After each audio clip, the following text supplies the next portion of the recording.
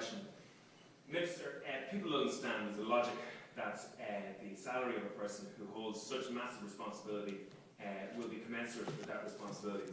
But people's jaws dropped right across the country when figures that we're discussing here today were actually publicised.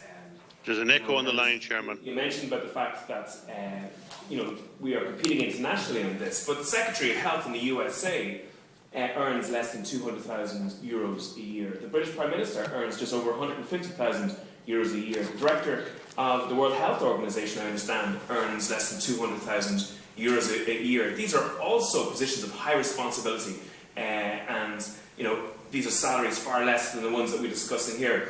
And there does seem to be two Irelands here. There seems to be the Ireland of the healthcare assistant who earns €24,000, of the student nurse that is struggling to get any earnings for the work that they're doing, even the family carer who is getting about €11,000 a year. Do these people not have to have proper salaries in order to recruit the right number of these individuals that we need? We have pinch points right across the healthcare service. In nursing, in carers, etc. Because these people are not getting the salaries that they need, how come the government doesn't have the same attitude to these key workers with regards to necessary salaries? Deputy, as you know, as part of the additional funding that we are providing for the Department of Health and the health sector, there is an ambitious plan to recruit about 16,000 extra health professionals over the course of 2021.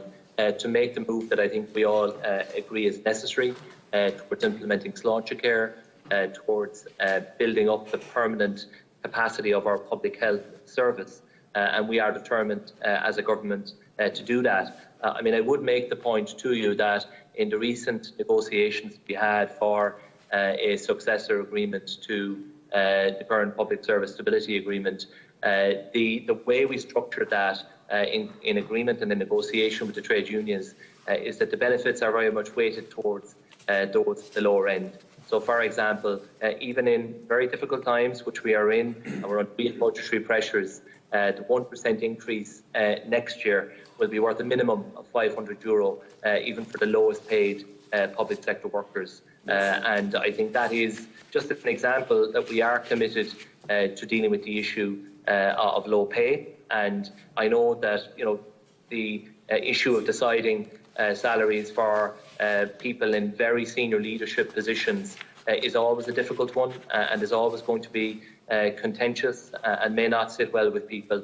I fully understand that, Deputy. I am a public representative. I engage with people every day who are going through very real struggles. But in government, you do have to use judgment and you do have to make decisions that you think ultimately would deliver better outcomes. And that is why we have made this decision to go with an enhanced salary with a view to getting a stronger pool of candidates, hopefully, into the post. See, Minister, the people who are working in the healthcare service currently will notice a key difference between your approach to them and your approach to this particular position.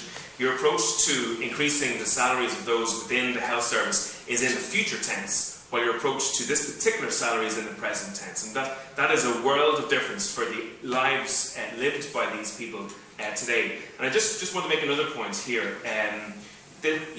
At a time where there's well over 500,000 people who have been made unemployed because of COVID, at a time where hundreds of thousands of people had their incomes radically reduced right across the country, families that are listening to this at the moment are being pushed into poverty. At a time that in 2020 we had a budget deficit of €19 billion, where the excess national debt that we will have this year is in about €35 billion, that we have a national debt of €239 billion, which works out at €47,000 for every single person, man, woman and child in the country. People will see this type of largesse in salary terms for these particular roles in stark contrast to their own experience. They'll see a chasm that exists between their own experience and how government is treating these particular positions. And in all of the documents that I've seen, none of the documents actually point to the fact that this country is in seriously dire economic straits at the moment. Was that not taken into consideration, Minister, when discussing this particular salary? Minister? Thank you very much, Deputy. I think it's only fair to say that the government has not been found wanting when it comes to supporting people directly impacted by the economic devastation caused by COVID-19. And you know that well, Deputy.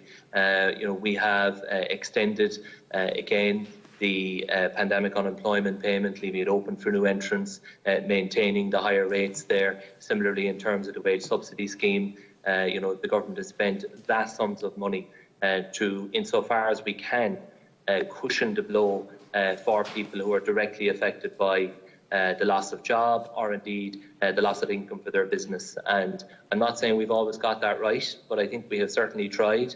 When you look at the local authority rates waiver, you look at the new COVID restriction support scheme, the reason why we have a 19 billion euro deficit last year is not because our taxation receipts collapsed, it's because we spent the money that we needed to spend to support people.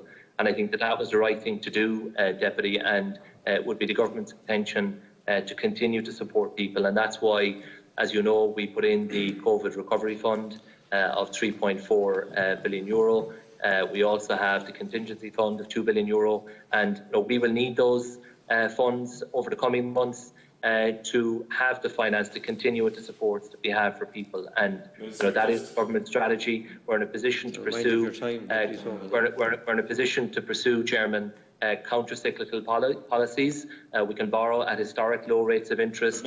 We will do so in a responsible way. Minister, if I can. There's very little talk, to be honest, yet about what the next 2 or 3 or 4 years hold.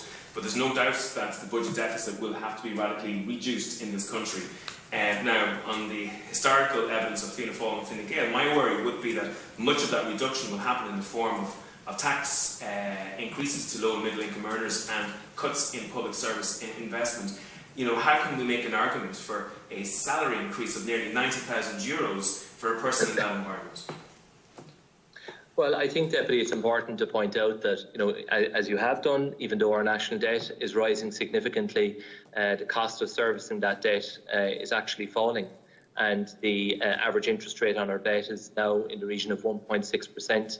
I think the NTMA have done a great job to take maximum advantage of the really favourable borrowing conditions by refinancing our debt where they can, by availing of the longest possible maturity profiles that are available in the market. But look, of course, you're right to imply that this can't be sustained forever. And both Minister Donoghue and I and our colleagues in government have been very upfront on that. But we genuinely believe that bringing about economic recovery is the best way to close the deficit. If we can help people to get back to work, and if we can keep businesses alive that are really struggling now, that's the best way ultimately of rebuilding our tax revenues, and ultimately then expenditures on necessary social supports will fall. Thanks, Minister. Return to work. So that is our objective, and that's the way that we intend to approach this over the coming years. Thanks, Minister.